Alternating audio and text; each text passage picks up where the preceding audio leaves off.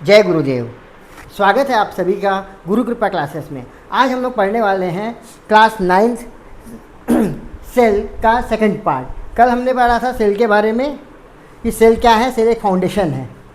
आज हम पढ़ेंगे अब सेल का मतलब सेल बना कैसे, सेल आया कहाँ से, कैसे उसकी उत्पत्ति हुई। ठीक है, तो चलो पढ़ते हैं इसके बारे में। पहले हम समझ लेते हैं हॉट स्प्रिंग क्या है। सेल जो है जनरली हॉट स्प्रिंग से ही आया है। ठीक है, जो इसका मेम्ब्रेन है, सेल मेम्ब्रेन, वो हॉट स्प्रिंग में ही बनता है। ठीक, तो हॉट स्प्रिंग होता क्या है? हॉट स्प्रिंग मतलब होता है गर्म पानी का झरना। हॉट स्प्रिंग मतलब होता है गर्म पानी का झरना जो कंटिन्यूसली हॉट वाटर देता है उसे। ठीक है, ये पूगा वैली में ज़्यादातर पाया जाता है। ठीक है, क्या है? Hot spring are natural spring that continuously release hot water. ठीक है, ये क्या है? हॉट स्प्रिंग नेचुरल स्प्रिंग है जो कंटिन्यूसली हॉट वाटर रिलीज करता है। ठीक है, these water are heated from inside the अर्थ।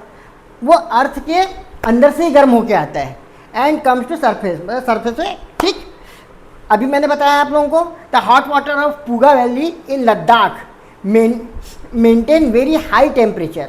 लद्दाख में जो पूगा वैली है वहाँ पर जो हॉट स्प्रिंग है वो बहुत ही ज़्यादा हाई टेम्परेचर है, मतलब वो बॉइलिंग पॉइंट ऑफ वाटर तक का टेम्परेचर रहता है इसका, nearly at the boiling point of water. ठीक है, ये मतलब अगर वो कोल्ड क्लाइमेट है तब भी वो वहाँ का वाटर जो है उतना ही हॉट रहता है। ठीक है, तो हॉट स्प्रिंग समझ में आया हॉट स्प्रिंग क्या है। चलिए आगे बढ़ते हैं। आप पहले इसका स्क्रीनशॉट ले लो या लिख लो।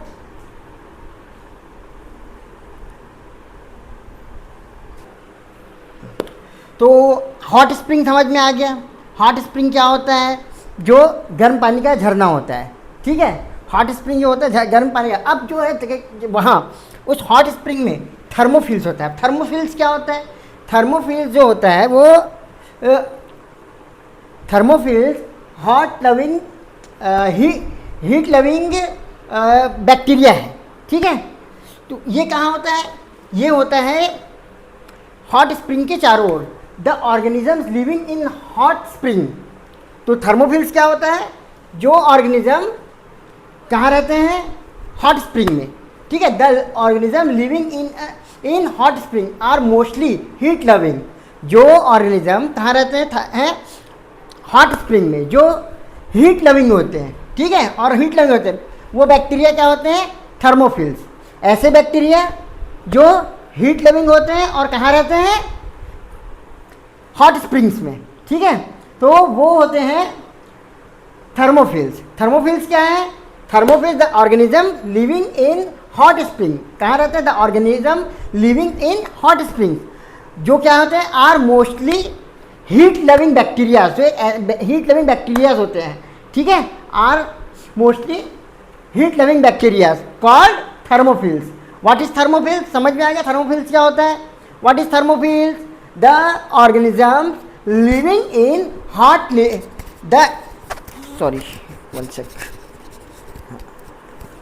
The organism living in hot springs are mostly heat loving bacteria called thermophilus. ठीक है, अब देखो, अब हमारा जो सेल मेम्ब्रेन की शुरुआत कहाँ से हुई?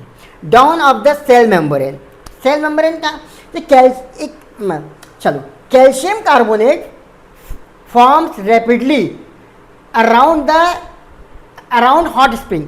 जो हॉट स्प्रिंग है उसके चारों ओर जो है कैल्शियम कार्बोनेट लगातार बनते रहता है। ठीक है, कैल्शियम कार्बोनेट कहाँ बनता है? लगातार हॉट स्प्रिंग के चारों ओर calcium carbonate forms rapidly around hot spring.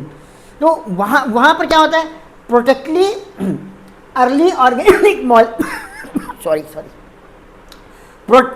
protecting early organic molecules from harmful radiation and external conditions and helping to form the first protective membrane। क्या हुआ? समझ में आया? देखिए, जो कैल्शियम कार्बोनेट बनता है, कहाँ बनता है कैल्शियम कार्बोनेट? हॉट स्प्रिंग के अराउंड। ठीक है, हॉट स्प्रिंग के अराउंड कैल्शियम कार्बोनेट लगातार बनते रहता है, जो क्या करता है, मतलब हमारे मॉलिक्यूल्स को, जो ऑर्गेनिक मॉलिक्यूल्स को हार्मफुल रेडिएशन और एक्सटर्नल कंडीशन से हेल्प करता है, ठीक है। Early organic molecules from harmful radiation and external condition and helping to form the first protective membrane, और पहला मेम्ब्रेन बनाता है जो प्रोटेक्ट रहता है, पहला प्रोटेक्टिव मेम्ब्रेन बनाता है। तो वहाँ से the barrier that define a cell, वहाँ से सेल का बैरियर डिफाइन होता है, ठीक है। क्लियर है? चलो, हाँ क्या है वो दिखना चाहिए ना, लिखने के लिए स्क्रीनशॉट।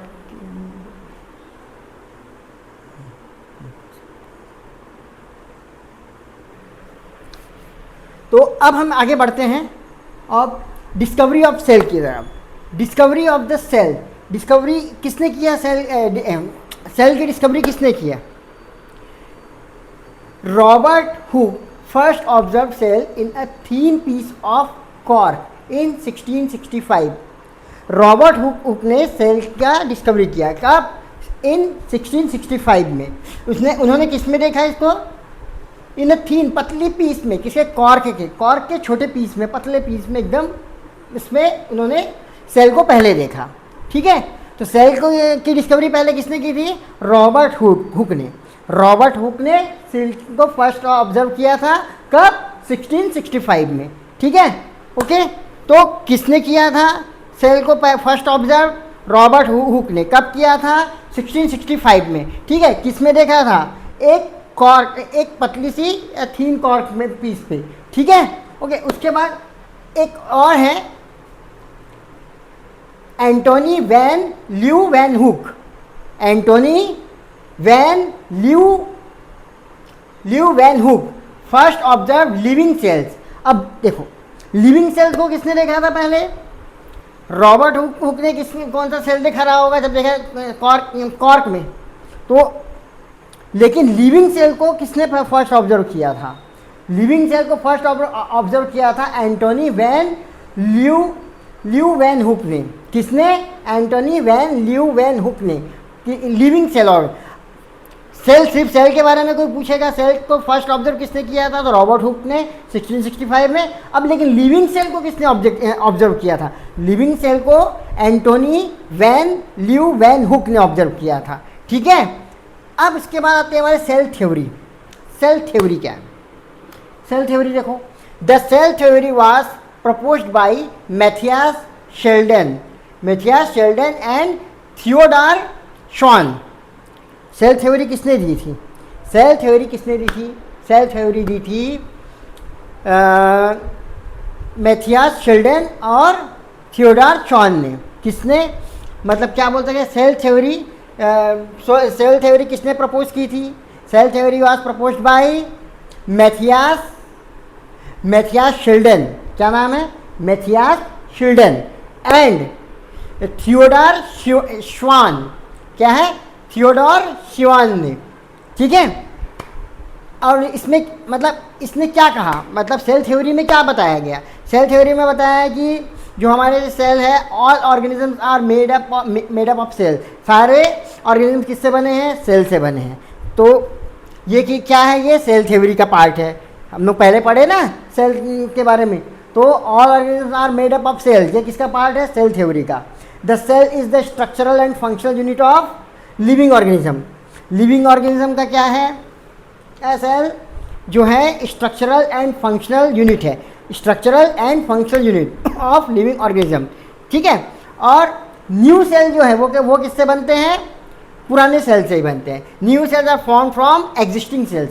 जो हमारे पास ऑलरेडी सेल्स है उससे न्यू सेल्स बनते हैं। क्लियर है? चलो आगे बढ़ते हैं।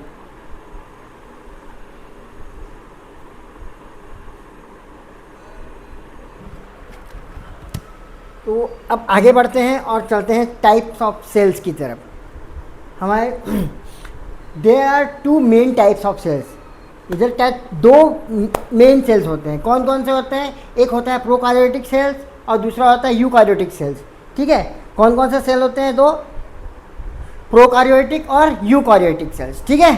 अब प्रोकार्योटिक सेल्स क्या होता है? प्रोकार्योटिक सेल्स जो हैं ये पुराने ज़माने के सेल्स हैं, मतलब पुराने सेल्स हैं। Prokaryotic cells are primitive cells, ठीक है। इनके पास अपना कोई ये न्यूक्लियस नहीं होता है, they do not have a distinct nucleus, so there DNA is spread through out the cytoplasm. देखो ये क्या है, ये पुराने ज़माने के हैं, मतलब पुराने सेल्स हैं। कौन से? Prokaryotic cells are primitive cells. ठीक है, प्रोकार्योटिक सेल्स क्या है? प्रिमिटिव सेल्स है। प्रोकार्योटिक सेल्स प्रिमिटिव सेल्स है, जिनके पास क्या नहीं होता? इनके पास न्यूक्लियस नहीं होता। इनके पास क्या? न्यूक्लियस नहीं होता। Prokaryotic cells are primitive cells, they do not have a distinct, यानी अलग से कोई न्यूक्लियस होता ही नहीं। तो इनके डीएनए कहाँ होते हैं? इनके डीएनए साइटोप्लाज्म में फैले हुए होते हैं। तो इनके डीएनए कहाँ होते हैं?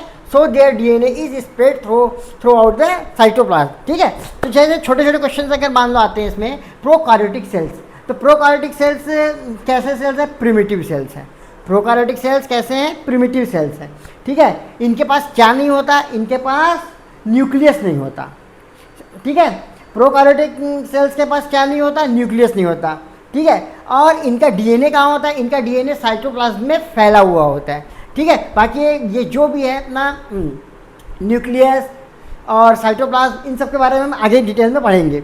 अभी बस ये समझ लो क्या है, प्रोकार्योटिक सेल के पास क्या नहीं होता है? उसके पास न्यूक्लियस नहीं होता है। ठीक है, दूसरा उनका जो डीएनए है वो कहाँ होता है? उनका डीएनए साइटोप्लाज्म में फैला हुआ होता है। तो ये कैरेक्टरिस्टिक्स हैं इनके। कैरेक्टरिस्टिक्स क्या है? वही सेम चीज़ें हैं जो हमने इसमें डेफिनेशन में पढ़ी है। They do not have a nuclear membrane. ठीक है, organelles like mitochondria and Golgi apparatus are not found. इनमें माइटोकॉन्ड्रिया और गोल्गी अपैरेटस नहीं होता। ठीक है, मतलब ये प्रोकार्योटिक सेल्स में क्या क्या नहीं होता? एक तो तुम्हारा न्यूक्लियस नहीं होता है, और क्या नहीं होता है?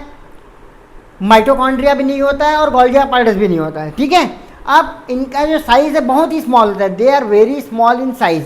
एग्जाम्पल क्या है इनके? Bacteria and blue green algae.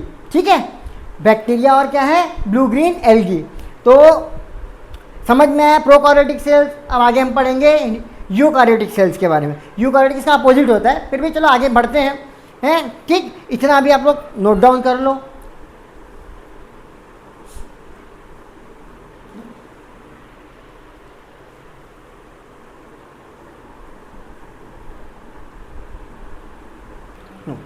पहले हमने पढ़ा प्रोकार्योटिक्स, अब पढ़ रहे हैं यूकार्योटिक्स। यूकार्योटिक्स क्या होता है? यूकार्योटिक्स है, दीज आर जस्ट उसका अपोजिट होगा। प्रोकार्योटिक्स का opposite eukaryotics. These are fully developed and complex cells. ये फुल्ली डेवलप्ड सेल्स होते हैं, है ना। They have a well defined nucleus surrounded by a nuclear membrane. इनके पास वेल डिफाइंड न्यूक्लियस होता है जो न्यूक्लियर मेम्ब्रेन से सराउंडेड रहता है। ठीक है, जिसके चारों ओर न्यूक्लियर मेम्ब्रेन रहता है। क्या है यूकार्योटिक सेल्स? यूकार्योटिक एक फुल्ली डेवलप्ड सेल्स है। क्या है? फुल्ली डेवलप्ड सेल्स है या कॉम्प्लेक्स सेल्स भी है। These are fully developed and complex cells. ठीक है, यूकार्योटिक क्या है? These are fully developed and complex cells. ठीक है, उनके पास क्या है? They have well defined nucleus. उनके पास वेल डिफाइंड न्यूक्लियस होता है। प्रोकार्योटिक के पास न्यूक्लियस नहीं होता है। इसकी चारों ओर क्या होता है? वेल डिफाइंड न्यूक्लियस होता है surrounded by a nuclear membrane. इनके चारों ओर क्या होता है? मतलब किसके चारों ओर? इनके न्यूक्लियस के चारों ओर न्यूक्लियर मेम्ब्रेन होता है। ठीक है, आगे बढ़े। इसके कैरेक्टरिस्टिक्स वही है, उठा के लिख दो सीधा उसका अपोजिट और इसके साथ में। Character first, they have a well defined nucleus Golgi bodies are present. इसको शॉर्टकट में भी लिख सकते हैं। Sorry, they have a well defined nucleus. इनके पास वेल डिफाइंड न्यूक्लियस होता है। सेकेंड क्या? All major organelle such as mitochondria and Golgi bodies are present. इसको शॉर्ट में लिख सकते हैं। इनके पास क्या होता है? Mitochondria and Golgi apparatus are present लिख सकते हैं। Mitochondria and Golgi bodies are present या गोल्गी अपैरेटस आर प्रेजेंट। ठीक है, ऑल मेजर ऑर्गेनल्स, इनको ऑर्गेनल्स बोलते हैं। जो माइटोकॉन्ड्रिया और गोल्गी अपैरेटस है, ये क्या है? ये सब है ऑर्गेनल्स। आगे हम इसमें भी पढ़ेंगे सेल डिवीजन में। ठीक है, they have a well defined nucleus, all major organelles such as mitochondria and Golgi bodies are present, या mitochondria and Golgi apparatus are present. ठीक, इसमें क्या होता है? They are larger than prokaryotes. ये प्रोकार्योटिक से ज़्यादा बड़े होते हैं। ठीक है, इनमें एग्जांपल है all plants, animals, fungi and humans. ठीक है, क्लियर है? चलो आज के लिए इतना ये अगले मिलते हैं नेक्स्ट पार्ट में। ठीक है, चलो अच्छे से पढ़ाई करो और ये नोट कर लो।